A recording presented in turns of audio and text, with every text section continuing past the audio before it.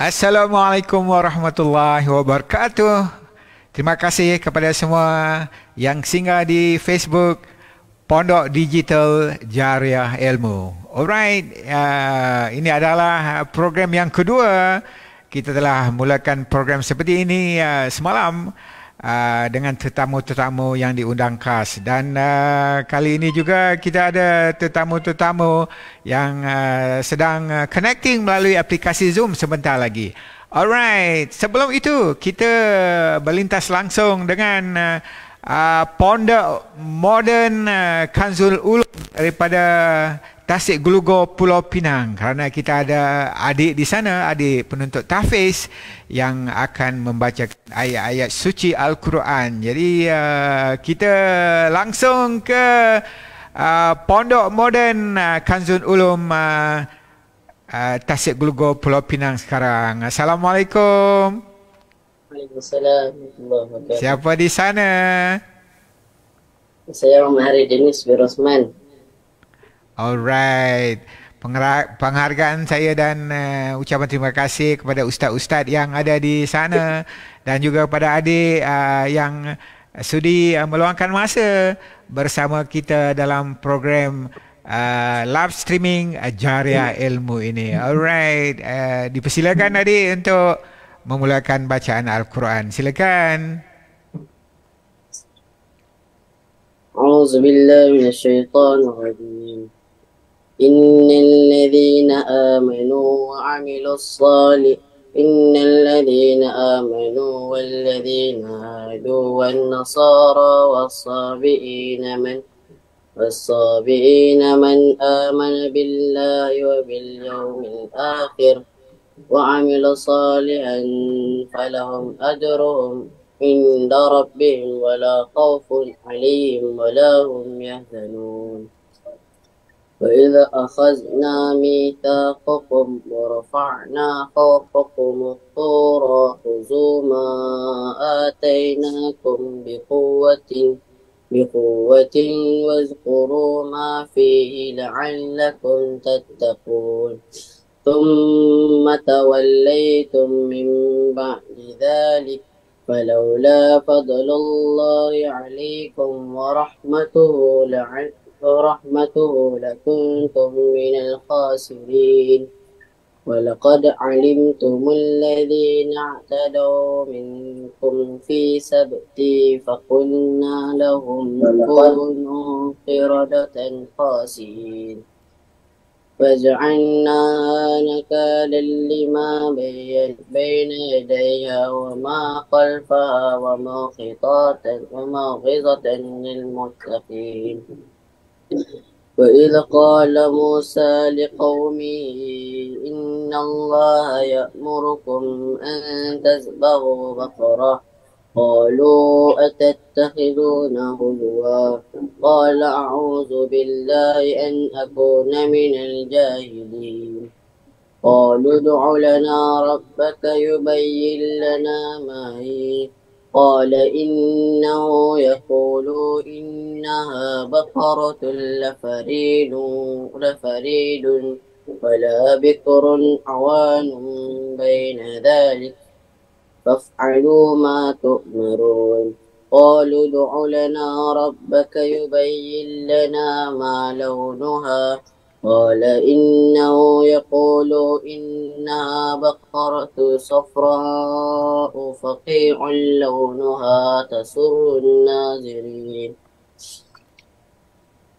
قالوا ادع لنا ربك يبين لنا ما هي إن البقرة شابه علينا وإنا إن شاء الله لمهتدون قال إنه يقول إنها بقرة ذلول تسر الأرض ولا تسقي حرث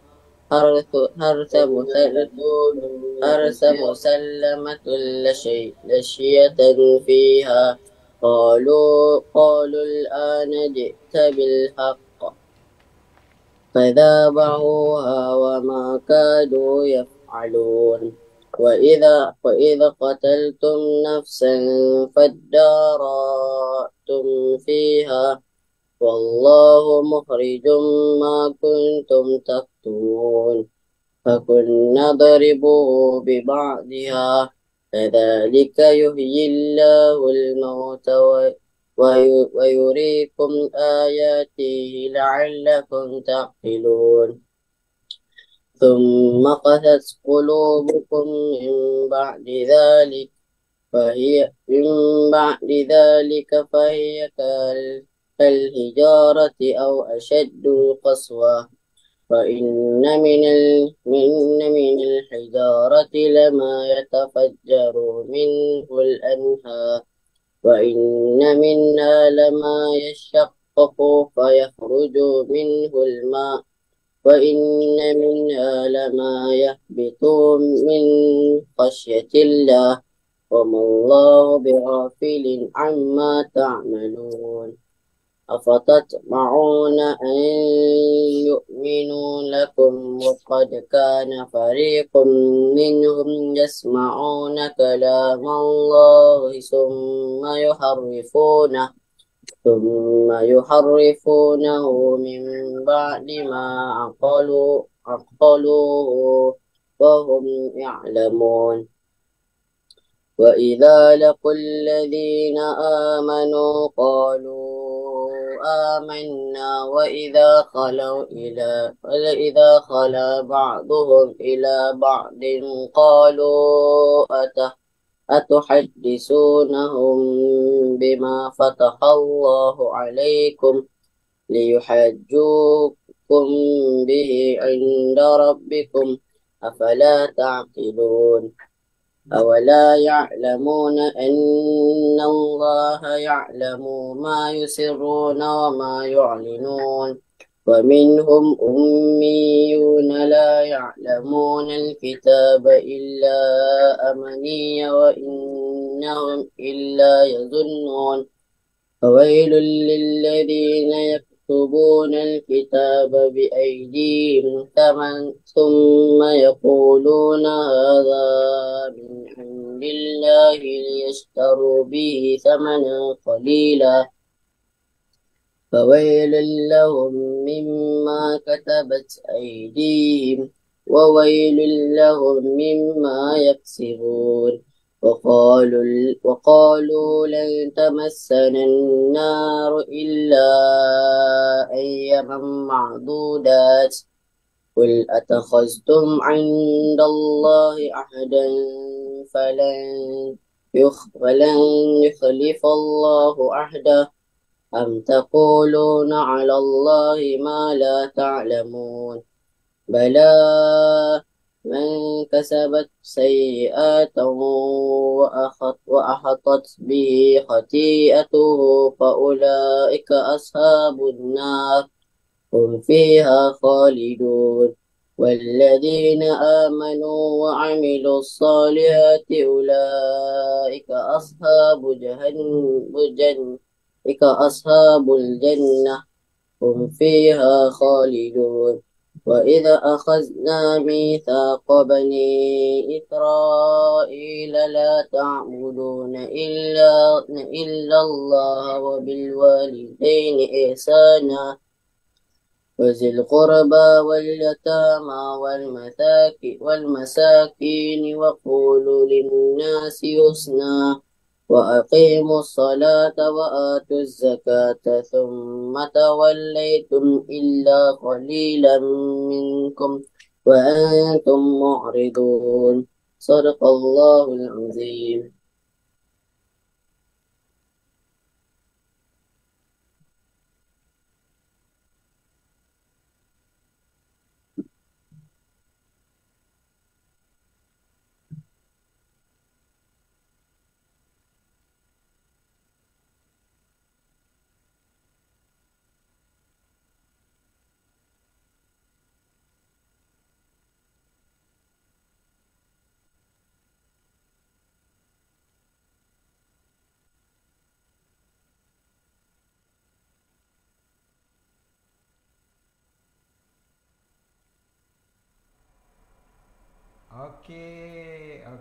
Okey.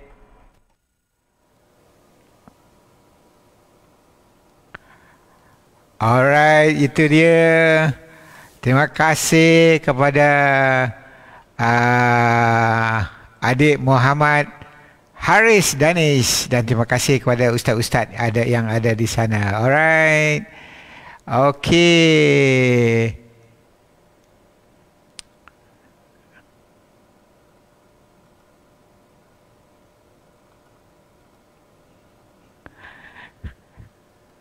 Ya, ada feedback audio daripada mana? Mungkin daripada dah off microphone ya. Okey. Alright, kita langsung kepada ahli-ahli panel yang kita ada hari ini ya. Okey, ahli-ahli panel kita yang ada sini semua hebat-hebat. Iaitu yang sebelah kiri adalah Dr. Nur Huda Faujan daripada Universiti Sains Islam Malaysia Nilai, dan yang di atas adalah Ustaz Mokti Ahmad daripada Alostar. Betul ke Ustaz daripada Alostar? Betul. Betul, okey. Pertamanya saya mengucapkan salam. Assalamualaikum kerana sudi datang bersama kita dalam segmen live streaming Jariah Ilmu ini. Dengar clear ya? Kalau di tempat sana Ustaz? Clear. Alhamdulillah. Dengar clear ya? Okay, Alhamdulillah. Okey, doktor pun dengar clear ya dekat nilai sana? Clear, Alhamdulillah. Alhamdulillah, alright. Itu dia, okey. Kita hari ini membincangkan satu tajuk yang sangat relevan dengan kita sekarang yang diusulkan oleh Dr. Nur Huda, iaitu tentang sahur. Mungkin Dr. Nur Huda ada membuat research dalam perkara-perkara pemakanan ni agaknya. Jadi saya suka cita memulakannya dengan penyampaian oleh Dr. Nur Huda Faujan daripada Universiti Sains Islam Malaysia. Silakan doktor. Okay. Assalamualaikum warahmatullahi wabarakatuh kepada semua yang mendengarlah dalam live streaming Jariah Ilmu ni. Okay, sebenarnya saya tak adalah buat research sangat pasal sahur ni tapi mungkin lebih kepada pembacaan dan pengalaman lah kot tentang kepentingan sahur semasa puasa lah. Okay.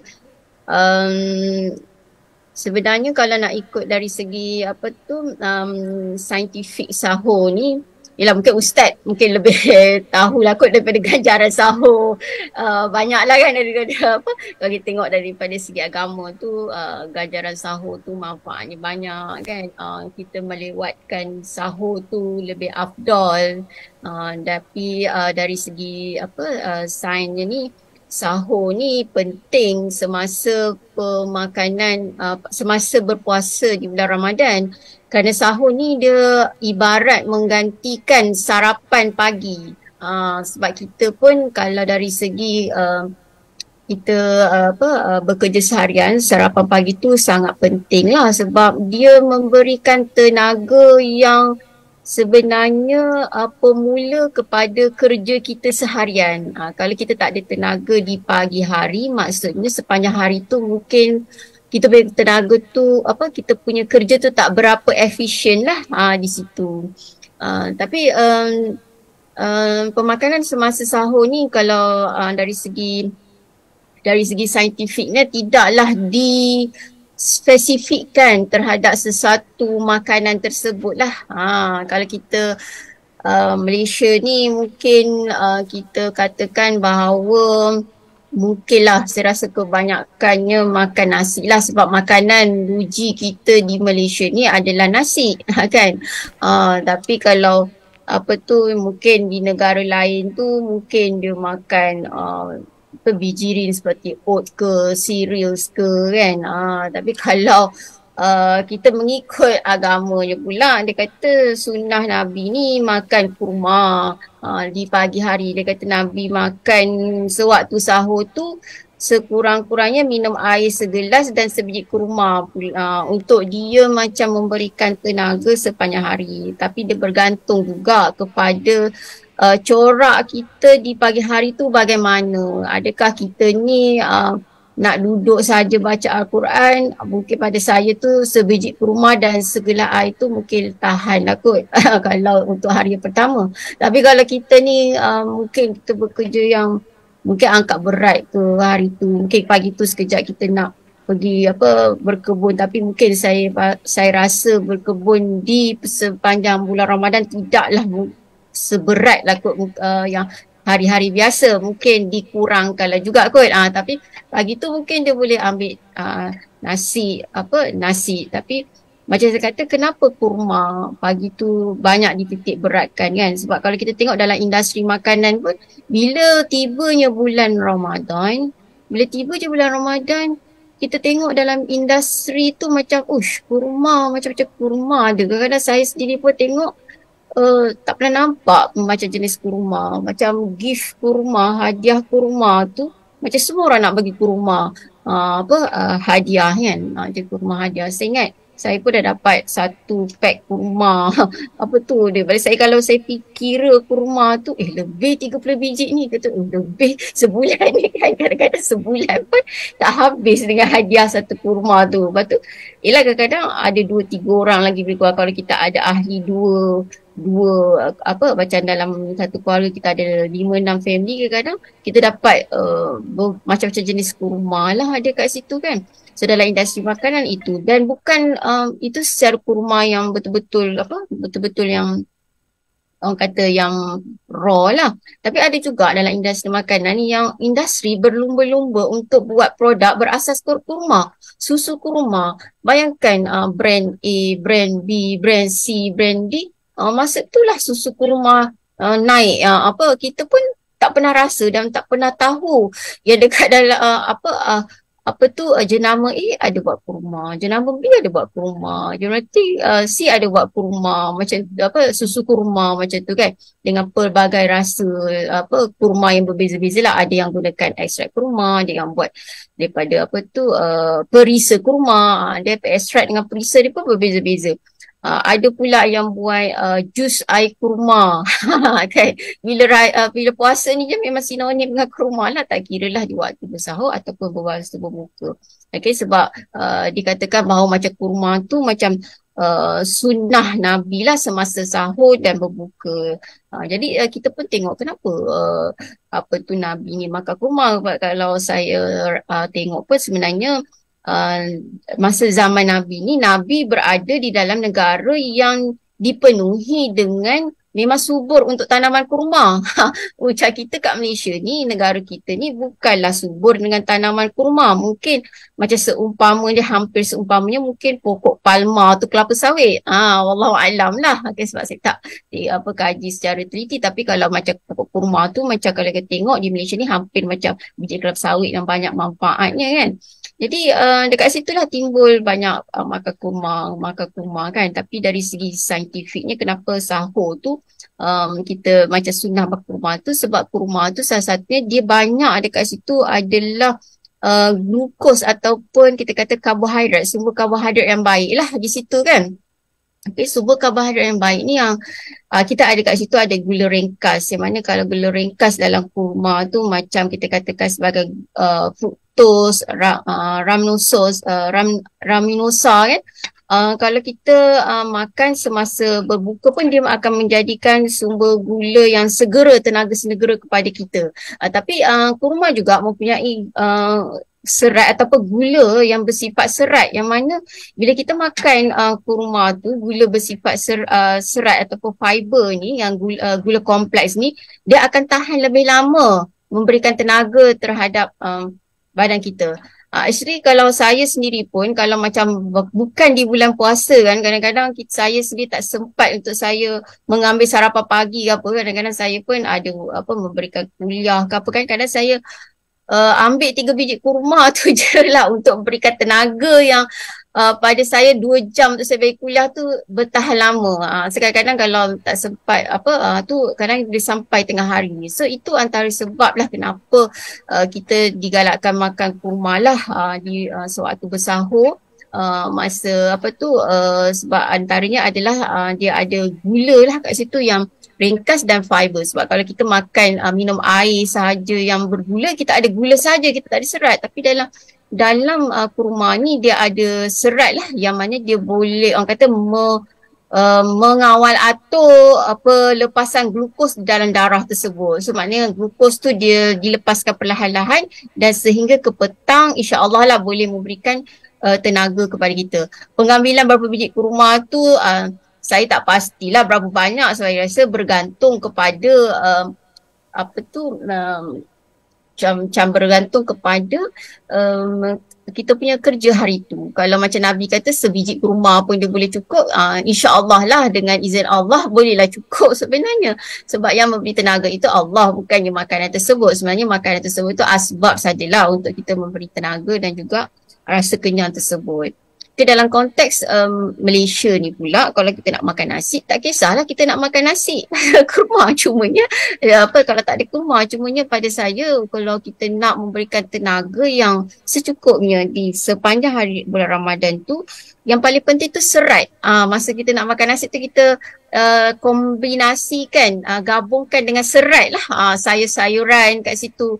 Sayur-sayuran tu memang sangat penting sebab bila kita makan sayuran ni, dia serat ni dia akan melepaskan glukos tu secara perlahan-lahan. Jadi tenaga kita macam tak cepat habis. Jadi tenaga kita tak cepat habis dan serat yang selalu kita boleh makan nasi tu kombinasi dengan sayur-sayuran ataupun dengan kacang. Semua sedar lah sebenarnya piramid makanan Malaysia ni sebenarnya telah diubah selepas 20 tahun. Kalau dulu kat bawah tu dia macam nasi kan, nasi, tepung, roti. Tapi sekarang ni kalau tengok piramid makanan Malaysia dia telah berubah. Pada tahun 2020 yang bawah tu kebanyakannya adalah buah-buahan dan sayur-sayuran. Sebabnya buah-buahan dan sayur-sayuran ni dia macam saya kata, dia dapat mengawal atur glukos ataupun melepaskan glukos secara perlahan-lahan. Dan ini juga sesuai sebabnya corak aktiviti rakyat Malaysia sebenarnya berubah. Kalau macam kita dulu, kita makan nasi, atuk-atuk kita makan nasi pagi untuk sarapan pagi, tapi dia bekerjaan dia menoreh getah, menebas. Kalau saya tengok nenek saya pun sendiri dulu, yelah arwah nenek saya, arwah atuk saya kan, dia pagi-pagi memanglah dia buat nasi, dia buat bekal nasi, dia nak menoreh getah. Kalau dia berjalan tu, seingat saya macam 2 ekar lah macam tu ke 1 ekar kan, satu boleh pusing balik, patah balik tu mungkin mengambil masa 2 jam dengan menoreh dan berjalan. Jadi tenaga yang digunakan semasa makan nasi tu telah, orang kata kalau dalam pemakanan ni dia macam in and out tu balance. In banyak, keluar pun banyak, balance. Tapi bila tengok corak aktiviti rakyat Malaysia ni sekarang lebih kepada macam, kalau macam kita sekarang ni pun live pun secara depan komputer, yang mana tidak mengambil banyak tenaga macam dulu kan. Kalau kita kuliah di dalam dalam dewan kuliah tu, memang kalau berdasarkan pengalaman saya sendiri pun memang tenaga tu diperlukan lebih berbanding kita duduk ni. Kan? Sebab kita di dalam bilik kuliah tu memang kita akan berdiri dan kita akan daripada depan ke belakang, datang kuliah pun daripada tangga ni atas turun ke bawah, naik balik nanti beribadah bawah ke atas pergi ke parking. Jadi memang kita perlukan lebih banyak tenaga. So dari situlah saya kata semasa sahur tu memang sangat penting lah pemakanan kita, dan kita kena tahulah hari tu apa kita nak buat, dan hari tu kita perlu tahu apa kita nak makan. Sebenarnya kalau saya selalu bercerita pasal pemakanan ni, ramai orang dia berjaya mengurus macam keuangan dia, tetapi ramai orang gagal mengurus dari segi pemakanan dia. Itulah yang sedikit lah kot tentang sahur. Saya nak mencelah doktor. Ya. Doktor banyak sentuh tentang kurma yang memberikan tenaga yang berpanjangan untuk satu hari. Saya ada sikit pengetahuan tentang serat itu. Saya ni student Iowa State dalam bidang nutrition. Okey. Jadi serat tu dia sangat membantu digestion kita lah, penghazaman kita, sebab serat itu akan membantu dalam penghasilan vitamin K. Jadi penyampaian doktor tadi itu tentang tenaga, mana kita ada manfaat additional dekat situ. Apa pun kita nak dengar pula doktor daripada Ustaz Mokti. Hikmah-hikmahnya sahur ni. Mungkin tentang pemakanan dulu. Nanti kita pusingan yang lain nanti kita nak minta Ustaz Mokti ulas tentang mungkin ada doa ke apa-apa sebelum sahur, selepas sahur. Silakan Ustaz Mokti daripada Al-Usta Kedah, live melalui Zoom. Silakan.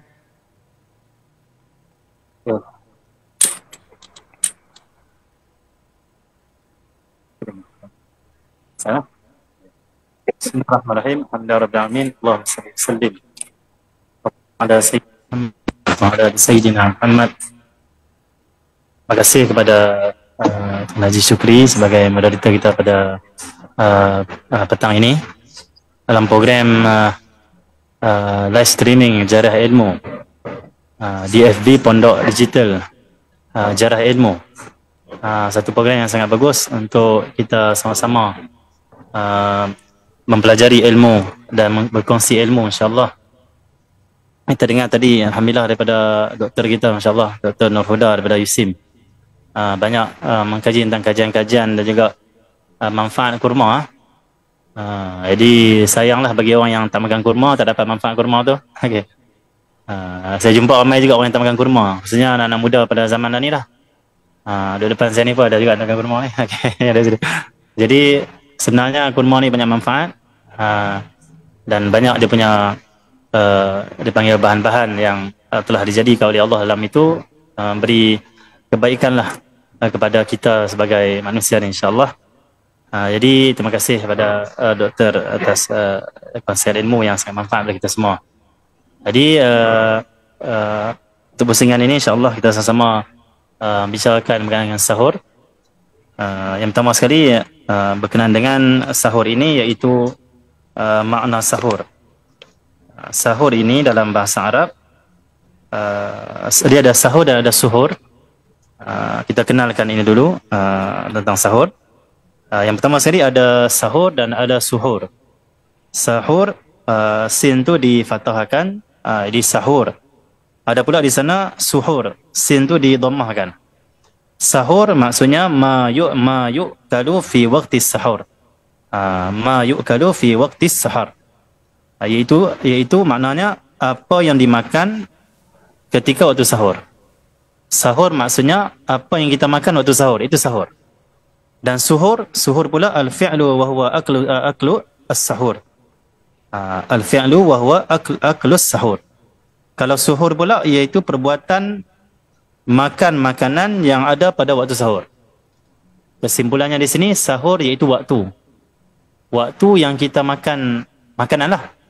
Dan suhur adalah perbuatan memakan tu. Perbuatan memakan makanan. Jadi itu maksud sahur. Sahur di sini banyak manfaat.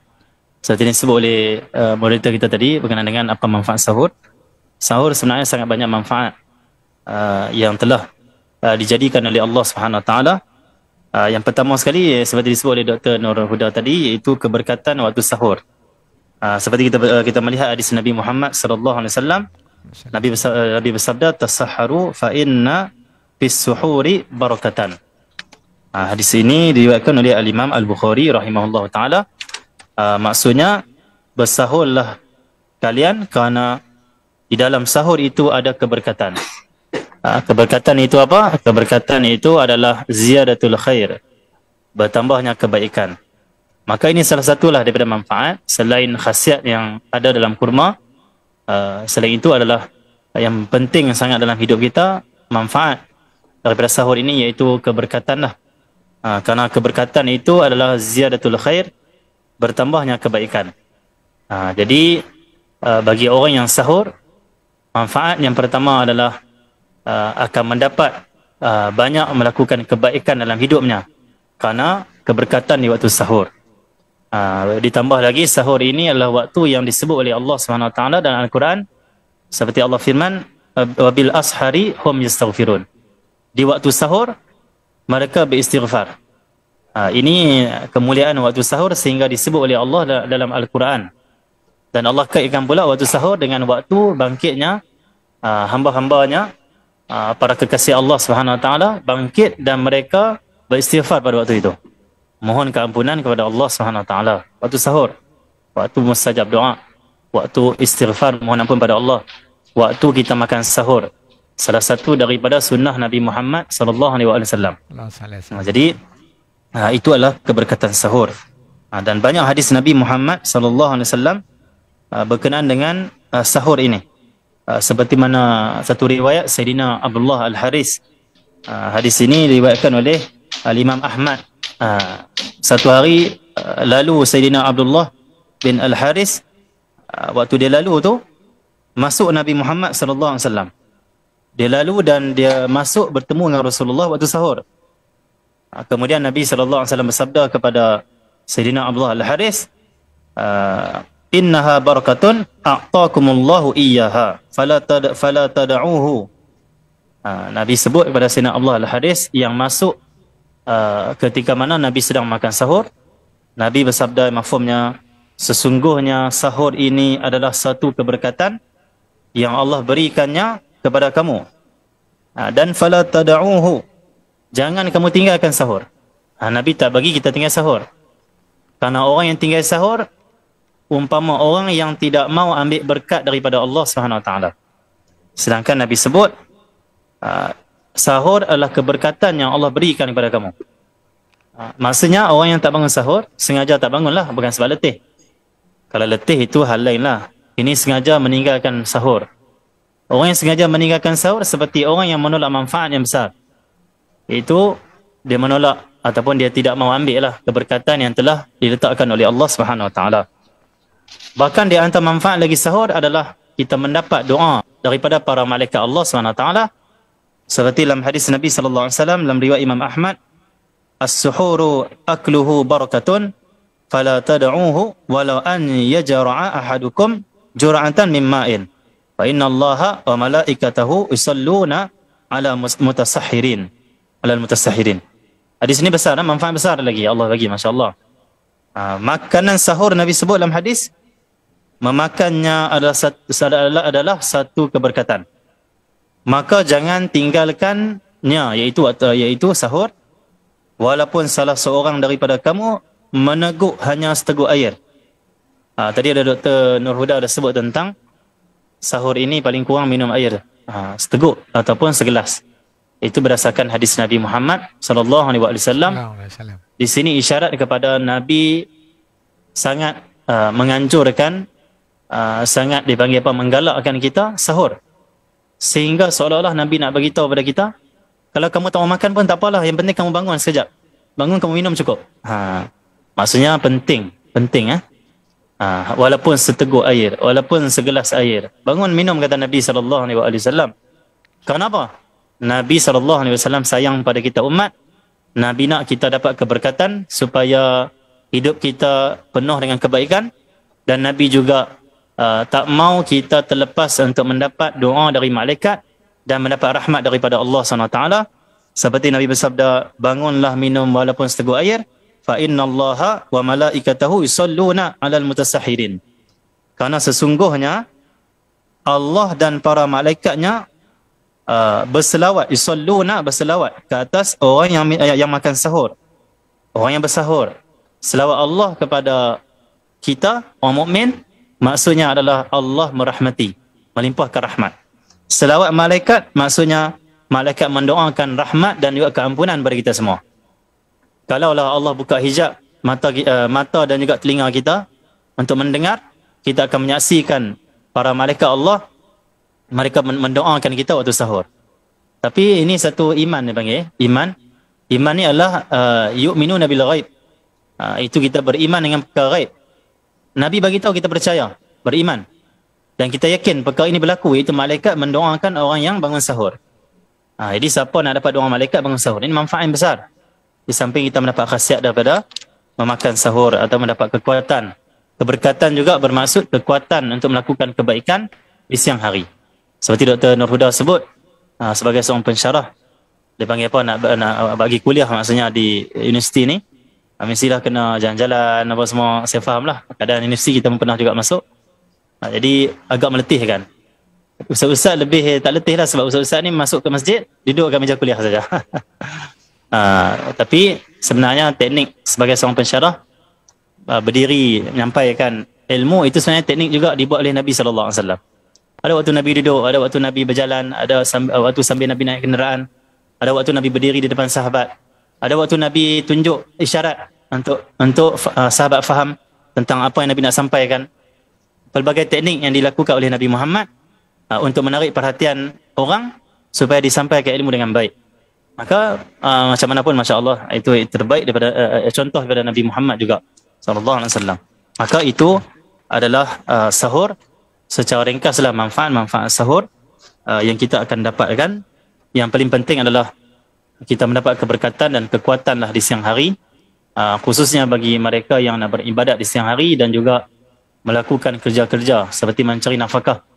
Ini perkara-perkara yang kita perlukan kekuatan yang diberikan oleh Allah Subhanahu Wa Taala. Maka itu sahurlah secara ringkaslah manfaatnya. Mudah-mudahan kita dapat menjadi orang yang menghidupkan sunnah Nabi Muhammad sallallahu alaihi wasallam. Orang yang menghidupkan sunnah Nabi Muhammad akan dicintai oleh Nabi Muhammad, akan mendapat syafaat Nabi Muhammad. Maka bangun sahur itu adalah salah satu daripada kita menghidupkan sunnah Nabi Muhammad sallallahu alaihi wasallam. Bahkan banyak lagi lah kisah-kisah sahur Nabi Muhammad dengan para sahabat. So, kita akan sambungkan nanti sekejap lagi lah, kalau ada lagi pusingan untuk saya. Kita cerita pasal bagaimana sahur Nabi Muhammad dan para sahabat, sunnah-sunnah waktu sahur, ataupun doa-doa lah, ataupun apa-apa je lah amalan untuk waktu sahur. InsyaAllah kita akan dipanggil apa, kongsikan sebentar lagi. Dan waktu sahur juga penting, insyaAllah sekejap lagi kita akan bahas juga bagaimana waktu sahur. Dari mula bila dan sampai bila waktu sahur, insyaAllah. Alright, itu dia daripada Ustaz Muhammad Waqti Ahmad. Ustaz pun nampak macam seorang academician. Oh ya, insyaAllah. Dia mulakan dengan definasi, ta'arif, semua kan. Macam seorang ahli definisi, ahli akademik. Alright, itu kira mukadimah daripada Ustaz tentang sahur. Dan nanti kita tunggu, ada banyak lagi tu dia nak cerita. Alright, kita kembali kepada Dr. Nur Huda. Dr. Nur Huda nak fokus tentang kurma ni. Mungkin ada lagi fakta-fakta lain yang nak di-highlightkan dia. Sebab untuk makluman audiens sekalian, Dr. Nur Huda ni dia rajin menulis. Dia rajin menulis artikel, dia paparkan di media sana, di media sini. Tapi hari ni FB Pondok Digital Jariah Ilmu ni nak dia simpankan knowledge dia tu di Facebook ini, supaya ramai lagi boleh datang lihat. Dan mungkin kalau siapa yang berminat boleh download pun daripada Facebook ni, potong pendek-pendek, mana-mana fakta yang cantik itu diuploadkan ke media sosial yang popular. Contohnya media sosial TikTok contohnya. 1 minit ke 2 minit ke, apa yang Dr. Huda kata, apa yang Ustaz Mukti kata kan, kita upload ke sana. Kita sama-sama sebarkan ilmu.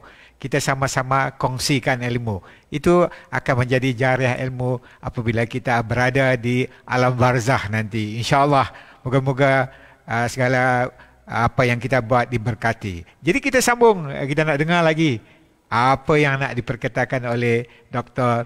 Nur Huda. Silakan Doktor. Okey, terima kasih Encik Syukri. Tadi sebenarnya saya tertarik dengan Encik Syukri kata yang pasal serat tu boleh ada vitamin K tu kan? Betul. Okay. Sebenarnya tubuh badan manusia ni dia tidak boleh menghasilkan vitamin K. Dan bila kita makan serat sebenarnya terutamanya serat daripada tumbuh-tumbuhan, dalam perut kita sebenarnya kita tak ada enzim yang mencernakan tumbuh-tumbuhan tadi. Sebab enzim dalam perut kita ni dia lebih kepada untuk mencernakan spesifik, macam ada protein yang spesifik, ada karbohidrat yang spesifik, tapi perut kita ni tidak ada enzim yang khusus untuk mencernakan serat. Kebanyakan serat dalam perut kita ni dicernakan oleh bakteria baik yang dinamakan sebagai probiotik bakteria. Sebab tu kalau usus kita ni baik, maknanya persekitaran yang baik dengan probiotik bakteria, baguslah dan penghadaman kita ni lebih baik. Jadi sebab tu kalau kita makan serat, bakteria baik ni tadi dia mencernakan serat. Dia berserat, dia akan tukarkan karbohidrat yang kompleks tu kepada glukos. Glukos ni adalah karbohidrat ringkas yang mana glukos tu akan dilepaskan secara perlahan-lahan dan glukos tu akan kita ambil untuk penghasilan tenaga. Tapi dalam masa yang sama, probiotik tadi dia akan menghasilkan vitamin K di dalam usus kecil kita, dan vitamin K itulah penting sebenarnya untuk kesihatan kita, terutamanya untuk kita punya pembekuan darah lah, vitamin K. Itu yang saya jadi tertarik sekali lah dengan Cik Syukri tadi tu kan. Sebabnya serat ni walaupun kalau kita tengok kenapa perut kita ni Allah tak jadikan enzim untuk mencernakan serat. Kalau secara logik, kadang saya selalu buat lawak dengan saudara saya, kalau lah Allah jadikan perut kita ni boleh mencernakan serat, maknanya rumput-rumput semua tu kita makan, kambing-kambing tu pula dia tak ada makanan untuk rumput-rumput tu. Kita nak makan rumput-rumput je kan. Jadi kita ni Allah jadikan enzim untuk makan yang beras tu, nasi tu. Jadi perut kita boleh cernakan karbohidrat daripada macam beras. Kalau macam karbohidrat kompleks daripada tumbuh-tumbuhan ni memang Allah tak jadikan enzim di dalam usus kecil kita, iaitu selulos lah yang menghidrolisiskan atau mencernakan selulus. Itu dia yang saya tertarik lah dengan Cik Syukri tadi. Jadi kalau dalam kurma tu tadi pun sebenarnya kita ada serat-serat, yang mana serat-serat tu tadi macam saya kata dia pentinglah dalam untuk kita punya tenaga, sebab bila serat ni dia kalau tengok molekul dia besar, berantai besar dan kompleks. Jadi kalau dalam perut kita ni banyak probiotik yang boleh mencernakan serat-serat tersebut, jadi gula dalam darah kita boleh dilepaskan perlahan dan tenaga yang kita buat tu cekap. Sebab kalau glukos ni kalau dilepaskan secara terus dan cepat, macam kita makan beras pendek lah terutamanya kan, dia cepat dilepaskan. Kalau glukos tidak digunakan, glukos tu akan diubah kepada glycogen, maknanya simpanan tenaga. Dan bila simpanan tenaga tu tidak digunakan, dan dia akan menjadi lemak. Dia akan menjadi lemak. Tu yang kadang-kadang orang cakap, kenapa aku ni tak makan makanan berlemak ataupun aku ni tak makan makanan berminyak, tetapi tetap berat badan naik, sebab dia makan benda-benda karbohidrat yang boleh dicernakan oleh usus di dalam tubuh badan manusia. Itu antaranya lah. Sebab tu kalau macam dari segi kurma ni, dia walaupun dia ada karbohidrat ringkas yang senang diberikan tenaga, cepat memberikan tenaga kepada tubuh badan kita, dia juga ada serat untuk mengawal atau gula di dalam darah kita, dan dia juga ada kita katakan lemak ataupun lipid yang kita katakan tak tepu. Yang tak tepu ni lah yang sebenarnya baik untuk kesihatan kita. Kita nak yang tak tepu lah untuk kesihatan, terutamanya kita punya brain lah, otak kan. Sebenarnya kalau ikutkan dari segi kesihatan, dalam badan kita ni sebenarnya glukos boleh disimpan sebagai glycogen, tetapi otak kita je tidak boleh menyimpan glukos tersebut. Sebab glukos ni kalau ada dalam badan kita, dia terus digunakan di sel-sel otak. Dalam sel-sel kita punya badan, dia boleh simpan sebagai glycogen tersebut. Okay, itu dari segi asid lemak tak tepu pun ada banyak dalam kita punya kurma, protein, amino acid lah banyak juga. Ada juga dalam kurma, tapi yang paling komponen utama terbesar dalam kurma adalah karbohidrat tadilah. Tapi kalau asid amino, lipids ataupun asid lemak tak terpu tu ada dalam kurma. So maknanya kalau kita tengok kata semuanya komponen tu ada. Vitamin, terutamanya vitamin B, asid folik. Sebab tu kalau orang-orang ibu yang mengandung kan, dia memang sangat perlulah mengambil kurma ni sebab dia banyak zat besi di situ. Zat besi ni pun sangat penting untuk kita yang bukan mengandung ke, kalau apa kanak-kanak ke, untuk penghasilan sel darah merah. Sel darah merah. Sebab kita tengok kanak-kanak sekarang ni kadang-kadang dia kekurangan darah disebabkan oleh pengambilan zat besi tu tidak cekap. Ataupun kadang-kadang macam tadi Ustaz tadi, sebenarnya saya tertarik dengan Ustaz tu cakap tadi, ada orang yang tak nak makan kurma. Ya, sebabnya kadang-kadang kalau saya tengok corak makan sekarang di rumah ni, kadang-kadang dia macam mungkin mak ayah dia tak terapkan dia makan kurma dari kecil kan. Sebab kita tengok macam makanan sekarang ni banyak macam cheese. Saya tengok macam keju, pisang goreng cheese, martabak cheese, roti john cheese, saya ingat popia cheese, segala-gala cheese. Jadi dia punya rasa tu, dia rasa macam kurma tu mungkin tak sedap lah pada dia kan. Macam anak-anak saya pun, yelah saya ada je lah bagi kurma, terapkan kurma. Tapi kadang-kadang kalau macam anak saya yang besar tu, dia kata dia kalau nak kurma pun dia nak kurma ajwa je. Dia rasa macam kurma ajwa je yang sedap. Ya, kurma lain tu dia tak berapa sangat macam tu kan. Kalau macam resin ataupun kismis, tu okey lah sikit. Diorang macam nak lah makan juga. Sebab kita kadang-kadang kita nak terapkan di rumah, tapi kita pun sebenarnya kadang-kadang bukanlah itu makanan harian kita. Dan kita ni bukanlah negara pengeluar kurma macam saya kata. Tapi kalau macam susu kurma ke apa, dia memang, anak-anak saya memang sukalah susu kurma.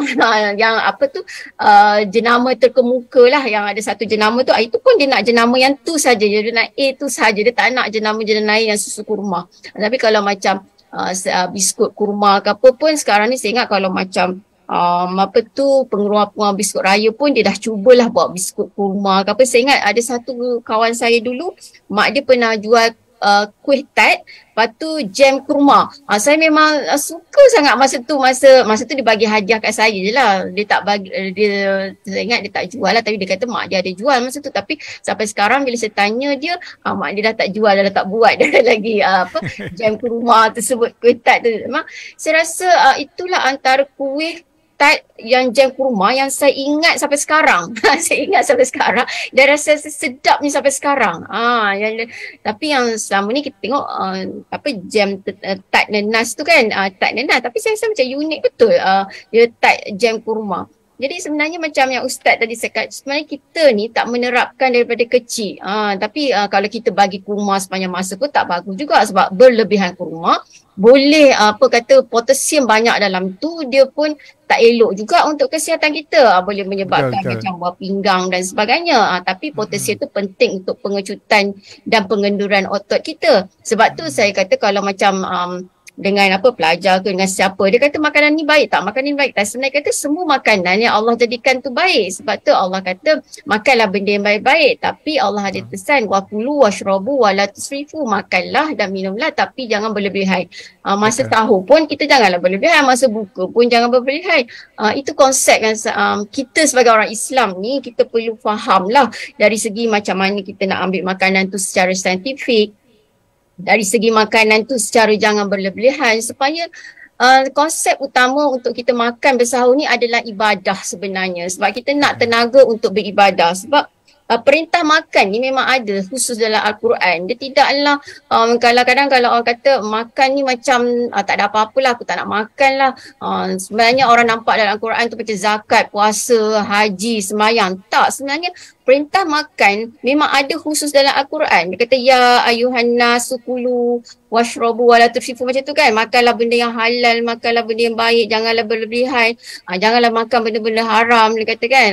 Hurima alaikumul maitatu wa damu walahmu, diharamkan benda darah. Sebenarnya memang ada dalam Al-Quran khas perintah makan tu. Dia tidak perintahkan makan ini terhadap haiwan. Dia tak cakap wahai kucing, wahai anjing, makanlah, minumlah benda haram, benda yang halal. Sebab kalau kita tengok kan, Allah perintahkan manusia makan benda yang baik. Tetapi kalau kita tengok haiwan, ayam ke, kucing ke, kambing ke, kadang-kadang macam kucing kan, benda yang kita tak habis pun, ikan, tulang-tulang yang tak habis pun, tulang-tulang ayam tak habis pun, kalau kita bagi kepada kucing, kucing tu tak sihat. Tapi manusia, Allah jadikan perut manusia tu yang benda-benda yang masuk tu benda-benda yang baik. Yalah, walaupun semua yang memberi manfaat dan mudarat itu Allah, tetapi hakikatnya secara orang kata tabi'inya semua yang baik itu yang Allah suruh kita makan. Kadang-kadang ada juga orang yang termakan racun ke termakan benda yang bakteria pun dia sihat. Itu semua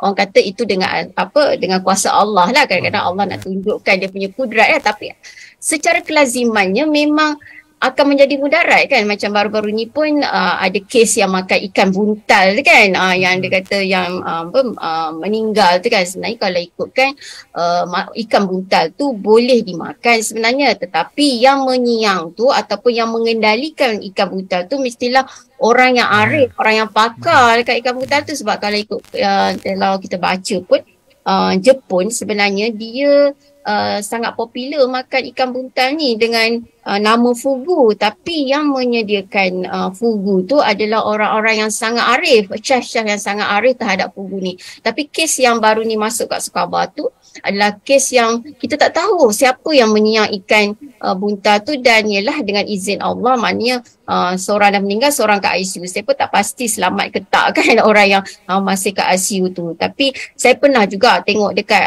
majalah 3, tak silap saya dekat Sarawak tu mungkin 20 tahun dulu ke, diorang memang makan ikan buntal ni dekat Sarawak tu yang masa majalah 3 buat, TV3 tu. Tapi dia buat kari lah, kari ikan buntal, cuma memang yang menyiang ikan buntal tu orang-orang yang pakar. Jadi maksudnya dekat situ kita ni hamba Allah yang mana dalam Al-Quran Allah suruh kita ada perintah makan, tapi makanlah benda yang baik. Macam Ustaz cakap tadi, sahur kan. Sahur tu memang sangat penting. Tapi dari segi aspek pemakanan, kita kena pilih makanan yang baik, makanan yang memberi tenaga. Sebab apa kita nak tenaga? Sebab kita nak beribadah kepada Allah. Sebab hidup kita sebagai orang Islam ni ibadah kan. Dia kata di dunia ni tempat beribadah. Di akhirat esok Allah tak tanya pun pasal ibadah. Di syurga tu kalau kita tengok semuanya ahli syurga makan, Allah tak tanya pun pasal ibadah, nak berselawat kat syurga ke apa, tak tanya dah pasal ibadah, makan dengan berselenang-lenang. Asbab Nabi Adam turun ke bumi pun sebenarnya kalau saya sefaham saya lah, Allah suruh makanlah apa yang ada dekat syurga tu melainkan satu buah tu je kan, buah huldi tu. Dengan asbab tu dia turun ke dunia. Sebenarnya kalau ikutkan cerita tu, dia sebenarnya Allah nak jadikan asbab je Nabi Adam turun ke dunia. Sebenarnya Allah dah jadikan dunia ni sebelum Nabi Adam diciptakan. Apa yang saya faham lah kan, sebelum Nabi Adam diciptakan. Jadi itulah antaranya lah yang saya cakap tadi. Kurma ni merupakan salah satu daripada makanan yang Allah jadikan yang baik. Dan kurma ni banyak disebutkan dalam Al-Quran. Kalau tak silap saya 20 kali diceritakan dalam Al-Quran tentang kurma kan. 20 kali diceritakan dalam Al-Quran. Menarik sekali kupasan doktor ya. Pasti doktor ni banyak buat bacaan ni. Alhamdulillah. Kita tunggu nanti, kita nak dengar lagi pada pusingan yang terakhir nanti kan. Jadi kita bagi Dr. Huda rehat sekejap. Kita pindah kepada Ustaz Menguti. Ustaz Menguti nak menyatakan tentang hikmah dan lain-lain lagi tentang sahur dan mungkin tentang kurma juga. Silakan Ustaz.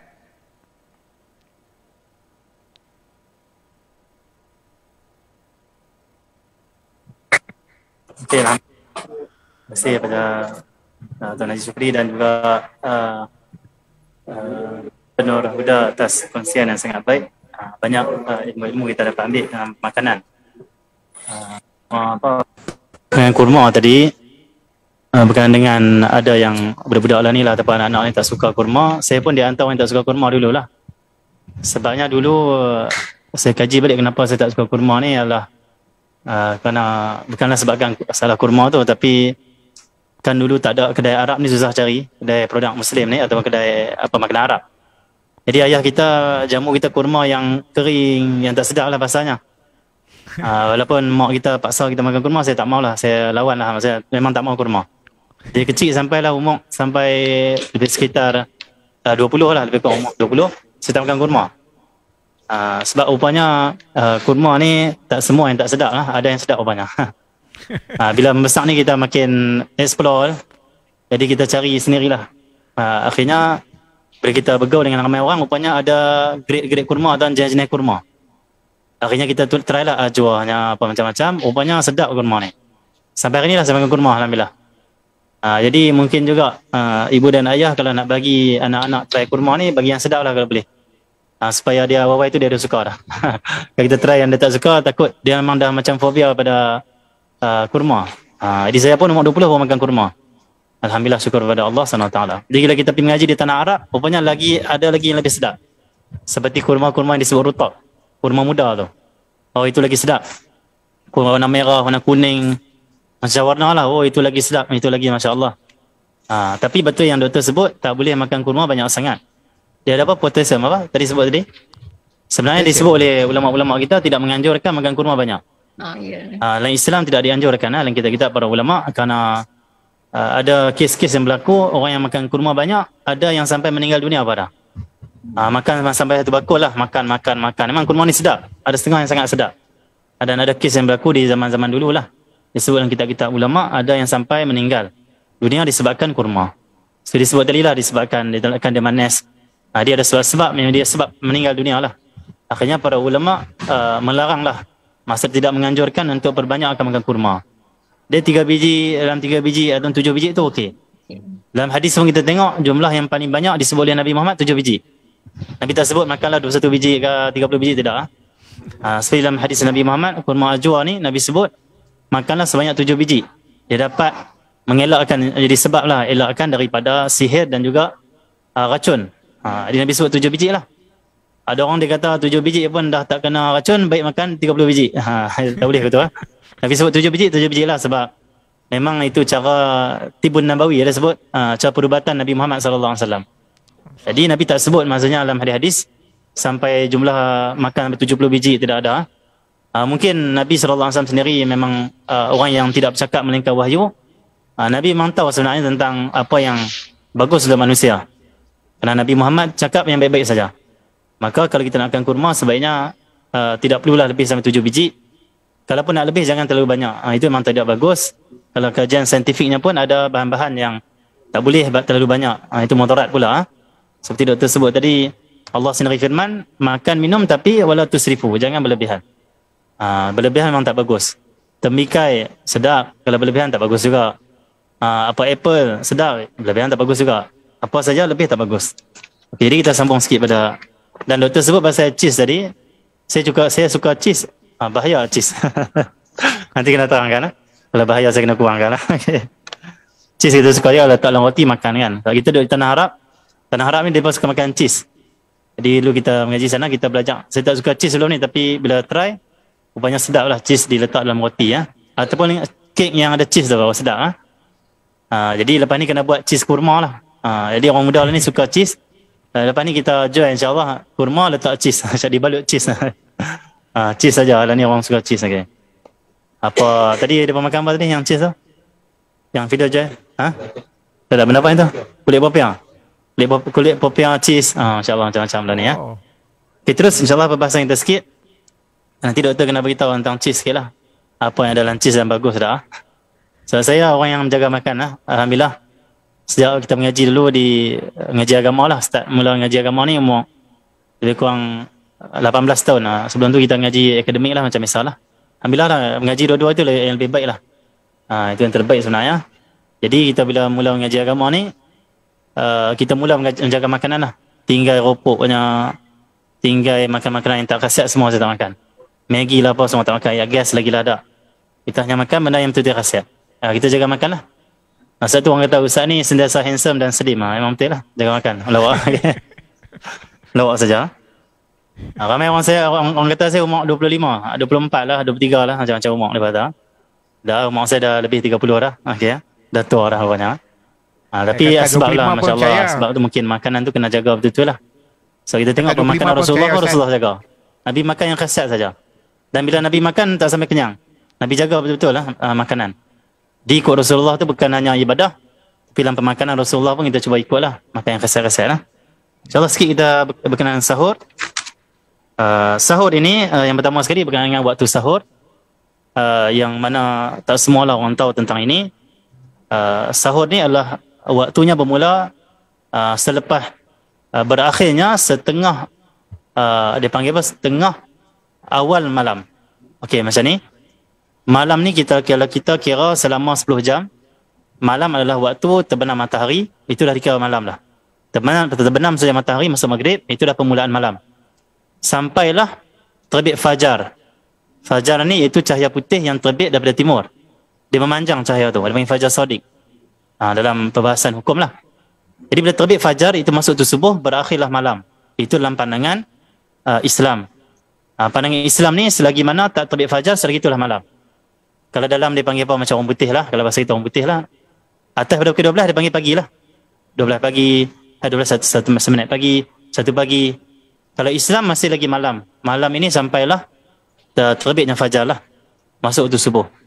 Okay, jadi bilakah bermulanya waktu sahur? Bermulanya waktu sahur selepas masuk setengah yang kedua pada waktu malam. Macam mana nak kira? Kalau lah malam itu 10 jam dari terbenam matahari sampailah dia panggil apa, masuk subuh. Kalau lah 10 jam, kalau kita bahagi 2. Bahagi 2 maksudnya jadi 5. Bahagi 2 jadi 5 jam, 5 jam. 5 jam pertama dia panggil setengah pertama. 5 jam kedua, setengah kedua. Jadi bila habis 5 jam, masuk 5 jam 1 saat, 5 jam 2 saat, 5 jam seminit, 5 jam 5 minit. Itulah dah masuk waktu sahur. Setengah kedua. Jadi waktu sahur ni lebih kurang pukul 1 atau 1:30 dah masuk waktu sahur. Tetapi sunnah dan afdalnya adalah mengakhirkan waktu sahur. Sekira-kira dipanggil sejam lagi mana masuk waktu subuh, itu yang waktu sahur terbaik lah. Dan itu waktu sahur Nabi Muhammad SAW. Seperti sahabat Rasulullah menyebut, waktu Rasulullah makan sahur dan juga waktu azan subuh sekira-kira 50 ayat Quran. Maksudnya Nabi mengakhirkan sahurnya, Nabi makan sahur dan habis makan sahur, dan di antara waktu sahur Nabi dan azan lebih kurang 50 ayat Quran kalau nak dibaca lah. Mungkin lebih kurang dalam 10 minit macam tu lah, ke 15 minit Nabi dah berhenti makan sahur. Okey, itu waktu sahur Nabi. Maksudnya Nabi sahur ni di akhir malam, dan itulah sunnah, itulah afdal. Tapi boleh tak kita nak makan sahur pukul 1:30 pagi, 2 pagi? Boleh. Dan dapat pahala makan sahur. Sah makan sahur tu dan dapat pahala. Cumanya nak dapat lebih pahala, afdalnya akhirkan sahur. Ada orang dia kata, saya tak ada lah Ustaz nak makan pukul 5 pagi sahur. Sebab sehari saya nak keluar musafir. Pukul 3 pagi saya nak balik kampung. Nak raya ni. Boleh tak saya nak makan siap-siap? Sehari akhir tu saya makan minum ayam je. Boleh dan dapat pahala sahur. Tidak menjadi masalah apa-apa. Yang penting kita makan pada setengah yang kedua tu. Setengah kedua malam tu. Ya. Itu yang pertama. Yang kedua, bilakah berakhirnya waktu sahur? Berakhir masa waktu sahur apabila setelah terbitnya fajar. Masuk saja waktu terbit fajar, itu masuk subuh, maka berakhirlah waktu sahur. Di sebab itulah sebaiknya kita makan sahur ini sebelum masuk waktu subuh lah. Dan sebaiknya kita akhirkan dia, habiskan waktu sahur kita ni sebelum azan. Lebih kurang dia panggil 5 minit, 10 minit sebelum azan kita dah berhenti. Adapun para ulama dalam mazhab kita, Imam Syafi'i telah meletakkan waktu lebih kurang 10 ke 15 minit sebelum azan, dia panggil waktu imsak. Imsak iaitu menahan diri daripada makan dan minum. Itu imsak. Daripada kawan batalkan puasa lah kalau bahasa yang mudahnya. Dan imsak ini adalah ihtiyat. Ihtiyat iaitu ulama berhati-hati. Ketakwaan mereka dan wara' mereka itu menyebabkan mereka berhati-hati dalam nak beramal ni. Berhati-hati maksudnya apa? Takut makan-makan dah masuk waktu subuh, maka puasa menjadi batal ataupun tidak sah. Maka mereka berhati-hati, mereka meletakkan 10 minit ataupun 15 minit lah sebelum azan subuh, masuk waktu subuh, stop makan. Supaya apa? Kita tak lajak makan lagi, tak lajak makan. Tapi paling kurang lah 5 minit sebelum kita dah berhenti lah, paling kurang lah kalau boleh. Itu yang terbaik untuk menjaga puasa kita supaya sah, supaya tidak kita terlajak makan sampai dah masuk waktu subuh. Okey. Jadi Allahumma salli ala Muhammad, maka itulah dia panggil waktu sahur yang perlu kita menjaganya. Yang kedua berkenaan dengan hikmah waktu sahur disebut oleh Tuan Haji Syukri kita tadi. Hikmah waktu makan sahur adalah seperti kita sebut tadi adalah menguatkan kita dan sebagainya.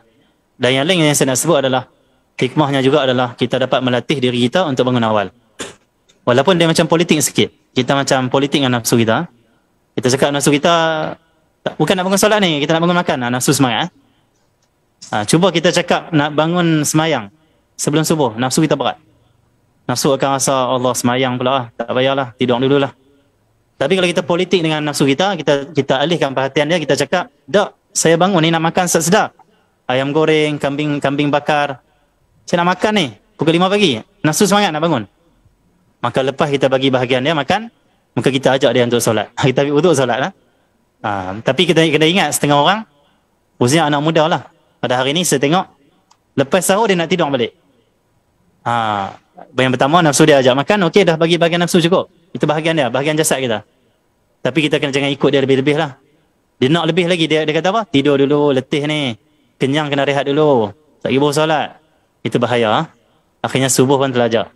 Jadi setengah anak muda suka macam tu. Jadi kita jangan tidur lah lepas sahur. Latih diri kita untuk bangun sembahyang. Ini hikmah bangun sahur. Itu kita dapat ibadat. Didik diri kita untuk ibadah sebelum subuh. Dia panggil qiyamul lail. Mudah-mudahan solat tahajud. Dan mudah-mudahan dengan bangun sahur ni kita dapat dia panggil apa? Disiplinkan diri kita bangun awal. Khususnya anak-anak cucu, anak kita. Ada seorang ulama dulu saya belajar di Yaman, ada seorang ulama. Dia ini tak pernah meninggalkan solat tahajud. Sebelum subuh mesti orang tengok dia pergi ke masjid. Zikir, baca Quran di masjid sebelum subuh. Dan dia beramal ni dah puluhan tahun. Sehingga kan orang tanya dia, "Wahai Syekh," dia panggil apa? Anak-anak kepada ulama ni. Anak dia masih kecil, umur sekitar 7 tahun, 8 tahun, dah mula ikut ayah dia pergi solat tahajud ataupun pergi beribadah ataupun zikir sebelum subuh di masjid. Sebelum subuh keluar pergi masjid. Anak dia masih 7, 8 tahun. Waktu tu orang tanya dia, ayah dia seorang ulama di Yaman, orang kata, wahai Syekh, kami tengok anak engkau ni umur 7, 8 tahun dah mula pergi ke masjid sebelum subuh. Setiap hari pula tu tak pernah miss. Okey. Kata mereka, wahai Syekh, bagaimanakah engkau mendidik anak engkau? Adakah engkau telah melatih anak engkau untuk bangun ini sekitar umur dia panggil apa, 5 tahun? Baru nak memayis tu dia panggil. Dia tak ada sebelum tu lagi. Sebelum tu lagi bila? Adakah waktu mana dia umur 2 tahun? Itu sebelum tu lagi aku latih dia bangun malam. Sehinggalah dia sebut, aku melatih anak aku bangun malam. Sebelum tu lagi, iaitu saat mana dia dalam perut. Lebih kurang 4 bulan 10 hari bila masuk roh, anak-anak itu dah hidup. Setiap malam sebelum subuh aku akan ketuk perut perut isteri aku. Aku ketuk, aku akan cakap, wahai anak, bangunlah time ini untuk berzikir pada Allah, untuk salat tahajud. Ini time sebelum subuh. Time qiyamul lail, ketuk perut isteri dia. Akhirnya bila anak dia lahir, sebelum subuh anak dia akan bangun. Dia akan kejut. Dia bukan kejut suruh solat, tidak, bayi lagi. Dia kejut, dia cakap apa? Wahai anak, bangun. Ini time qiyamul lail. Lepas tu nak tidur balik. Dia latih macam tu. Sampai dah 2 tahun, 3 tahun. Dia bagi mainan. Sebelum subuh dia gerak, dia bagi mainan. So main sebelum subuh. Tak suruh solat lah sebab budak-budak. Sampai dah anak sekitar 7 tahun, 8 tahun, dia ajar solat sebelum subuh. Ajar pergi masjid. Sehingga kan anak ni sehinggalah membesar remaja, tidak pernah meninggalkan solat tahajud. Kenapa? Didikkan bangun sebelum subuh, disiplin. Maka waktu Ramadan lah waktu terbaik kita menggunakan peluang untuk kita makan minum ni atau sahur, untuk kita mendidik diri kita dan keluarga kita bangun waktu tu sembahyang. Mudah-mudahan lepas habis Ramadan kita jadi macam tabiat ataupun aktiviti harian dia panggil yang tak boleh kita tinggal dah. Mestilah rutin dah bangun sebelum subuh solat. Jadi tu hikmah lah, di antaranya adalah boleh kita latih diri kita dan keluarga kita untuk bangun awal. Itu yang paling penting sebenarnya. Khususnya bagi orang yang nak menuntut ilmu.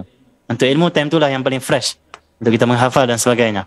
Untuk jadi orang berjaya lah. Saya pernah tengok ada pelajar yang dapat 21A ke dulu di Malaysia kita ni.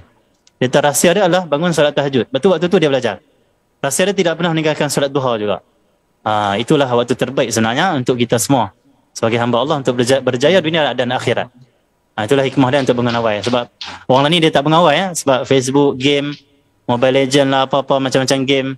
sembang lepak 2-3 pagi tak mau bangun awal. Ni problem orang zaman lah ni ya. Jadi kita pakat-pakat hidupkan balik sunnah ni, bangun awal qiyamul insya-Allah. Wallahu alam. Itulah hikmah yang penting untuk kita amalkan insya-Allah, bangun awal. Alright, okey, bagus sekali kupasan Ustaz ya. Okey, kita tiba di pusingan terakhir. Mungkin dapat disimpulkan perbincangan kita untuk segmen hari ini dan nasihat kepada penonton-penonton di Facebook Pondok Digital Jara Ilmu. Silakan, saya mulakan dengan Dr. Nur Huda. Okay, insyaAllah dalam ni saya rasa memang sangat penting lah macam Ustaz cakap tadi kan. Hikmah bersahur tu memang sangat banyak lah kan. Antaranya yang paling saya tertarik tu memang bangun awal lah, saya ingat.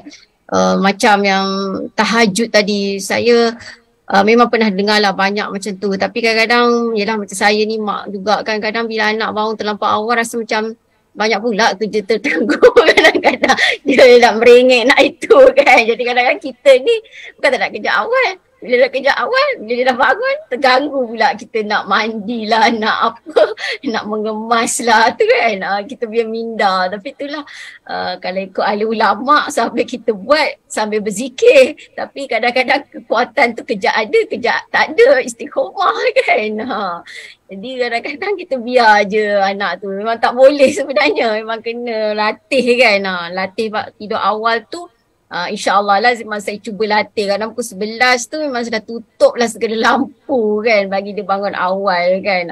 Cuma tertarik lah macam tu. Jadi saya fikir memang sahur tu memang sangat penting lah untuk melatih bangun awal. Dan dari segi masa kita berpuasa tu, sahur tu memang untuk memberikan tenaga. Kadang saya ingat kalau kita tak sahur, kalau dah 2-3 hari memang kita akan rasa badan kita ni memang tak ada tenaga sebenarnya.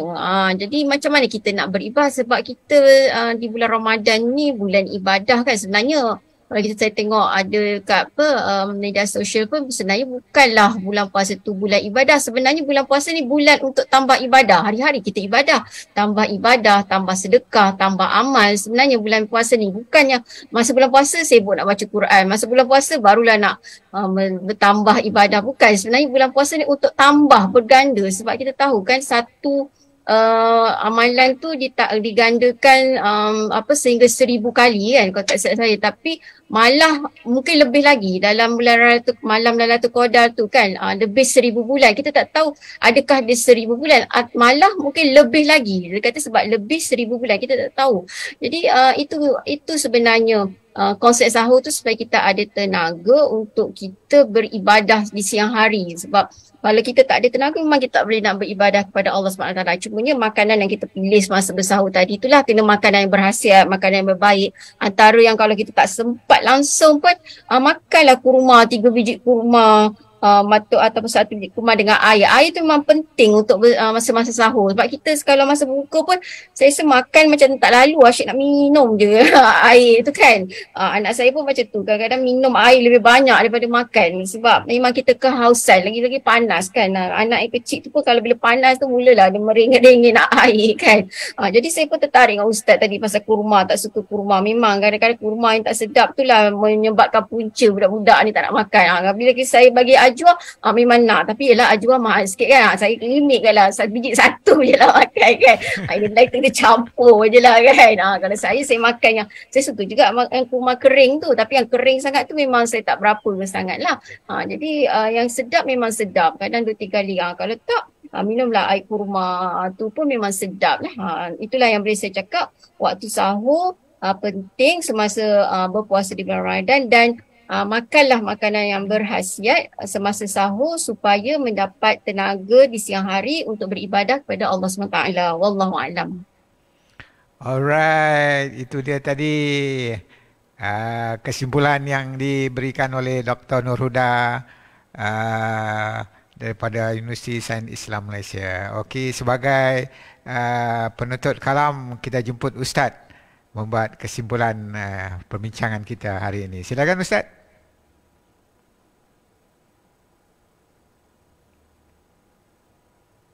Okey, dah. Terima kasih. Mudah-mudahan perkongsian dan juga ilmu daripada Dr. Nur Huda kita mudah-mudahan dimanfaat bagi kita semua untuk kita menjadikan aktiviti ataupun cara pemakanan kita harian kita lebih baik. Rakyat Malaysia saya tengok makanan banyak tak sihat lah. Khususnya anak muda pada hari ni sangat-sangat tak sihat lah. Pagi-pagi tu dah minum air gas dah. Macam-macam lah. Jadi kesian lah kita tengok sebab kesihatan ni memang nikmat Allah yang penting. Kita kena jagalah. Jadi untuk kita bangun sahur ni adalah salah satu juga nak menjaga nikmat Allah, iaitu kesihatan, kekuatan kita untuk kita bekerja, untuk kita beribadat pada Allah SWT. Jadi kesimpulan yang saya buat adalah, jadikan waktu sahur ini adalah waktu yang terbaik dalam hidup kita seharian, iaitu waktu untuk kita bangun awal untuk beribadah pada Allah SWT, istighfar. Di samping kita menghidupkan sunnah Nabi Muhammad SAW, itu makan sahur. Jadi kita gunakan peluang waktu sahur ini untuk kita mengubah dipanggil apa, cara ataupun kehidupan kita, aktiviti kehidupan kita seharian, nak mengubah kepada yang lebih baik, itu bangun awal dan makan makanan yang sihat. Dan Allah SWT Muhammad mengisikan waktu-waktu kita yang ada ini dengan kebaikan, insyaAllah. Jadi mudah-mudahan sahur ini menjadi waktu yang kita mendapat keberkatan, rahmat, keampunan Allah, waktu yang kita diberikan oleh Allah SWT, berdoa yang mustajab. Jangan lupa banyakkan doa di akhir malam, mustajab. Mudah-mudahan kita semua diberi kekuatan oleh Allah untuk bangun sahur setiap malam. Kalau habis Ramadan pun tak ada sahur pun tak apa, kita minta Allah beri kekuatan untuk kita bangun solat pada waktu itu, istighfar, berdoa, munajat pada waktu itu, insyaAllah. Dan mudah-mudahan waktu sahur adalah waktu yang kita semua dapat istiqamah, insyaAllah, sehinggalah kita meninggal dunia, insyaAllah, bangun sebelum subuh beribadah pada Allah SWT. Itu dipanggil apa? Sedikit saya daripada saya. Mudah-mudahan Allah memberkati kita semua. Alright, itu je daripada Ustaz Muhammad Muqti Ahmad. Saya sangat teruja dan mengucapkan terima kasih kepada penyampaian-penyampaian yang disampaikan oleh Dr. Nur Huda dan Ustaz Muqti tadi. Moga-moga Jariah Ilmu ini akan terus disimpan di Facebook Pondok Digital Jariah Ilmu dan dapat ditonton oleh generasi-generasi muda kita dan generasi-generasi akan datang, insyaAllah. Saya mengucapkan ribuan terima kasih kepada Dr. Nur Huda daripada Universiti Sains Islam Malaysia, Universiti Sains Islam Malaysia, dan terima kasih kepada Ustaz Muhammad Muqti daripada Al-Usta. InsyaAllah kita jumpa lagi di lain segmen. Anda sekalian, sekian segmen kali ini. Assalamualaikum warahmatullahi wabarakatuh. Assalamualaikum.